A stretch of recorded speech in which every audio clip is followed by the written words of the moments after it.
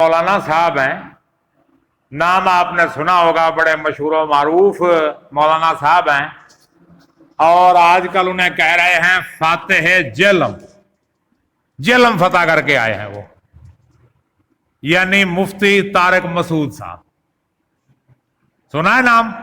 ہاں جی، مفتی طارق مسعود صاحب کی بحث ہوئی ہے کچھ دن پہلے مسجد میں، اور وہاں انہوں نے بحث کے دوران ایک جملہ کہا، اور وہ جملہ تھا بھاڑ میں جائیں مفسرین، بھاڑ میں جائیں مفسرین۔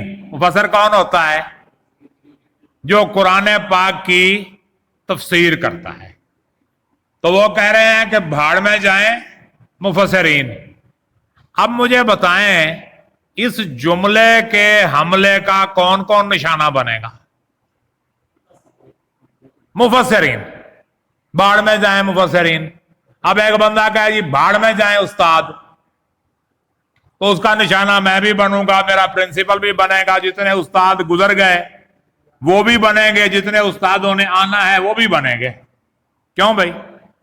اب میں کہوں جی سارے اسٹوڈنٹ ویلے نکمے، کسی کو کچھ نہیں آتا، تو اس کا نشانہ آپ بھی بنیں گے۔ غلط مطلب بیان کیا۔ ایک منٹ ٹھہریے گا مفتی صاحب، ایک منٹ ٹھہریے گا پلیز، ایک منٹ ٹھہریے گا۔ اگر اس کا یہ مطلب نہیں ہے جن مفسرین نے یہ مطلب بیان کیا انہوں نے غلط بیان کیا۔ دیکھو بھاڑ میں جائے مفسرین کی جو ہے نا ایک طرف، یہ تو آپ زیادتی کر رہے ہیں، جذباتی ہو گئے آپ، جذباتی ہو گئے۔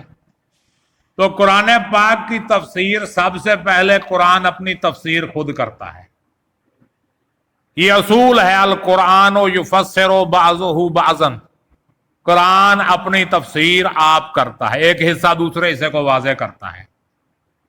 تو یہ جملہ قرآن کی توہین بنتا ہے کہ نہیں بنتا؟ باڑ میں جائیں مفسرین کہا نا اس نے، تو توہین قرآن ہوئی، کیونکہ قرآن خود اپنی تفسیر کرتا ہے۔ نہ مانو، آگے آ جائیں جی۔ اس کے بعد قرآن کی تفسیر کون کرتا ہے؟ نبی پاک خود کرتے ہیں قرآن کی تفسیر۔ یعلمہم الکتاب والحکمہ، کتاب اور حکمت سکھانے والے ہیں نبی پاک۔ نبی پاک پہ قرآن نازل ہوا، آپ نے تفسیر کی، بتایا فلاں آیت کا فلاں مطلب ہے، فلاں کا فلاں مطلب ہے، تو نبی پاک خود مفسر قرآن ہے۔ تو یہ جملہ توہین رسالت میں نہیں جاتا؟ وہ جو کہہ رہا ہے کہ بھاڑ میں جائے سارے مفسرین، تو یہ توہین رسالت نہیں ہوتی؟ ہوتی ہے۔ اچھا، اس کے بعد قرآن کی تفسیر کی ہے صحابہ کرام نے، حضرت عبداللہ ابن مسعود اور حضرت عبداللہ ابن عباس، بہت بڑے نام ہیں تفسیر قرآن کے حوالے سے، بلکہ صحابہ میں جو پہلے مفسر قرآن ہیں جن کی کتاب بھی موجود ہے تفسیر ابن عباس، وہ حضرت عبداللہ ابن عباس ہیں۔ تو یہ جملہ ادھر نہیں جاتا؟ کیا خیال ہے، یہ توہین صحابہ نہیں ہے؟ صحابہ نے نہیں کی تفسیر قرآن؟ کی ہے کہ نہیں کی؟ تو اب کیا کرنا چاہیے؟ بھی کو مفتی صاحب کو سمجھاؤ بھی نا،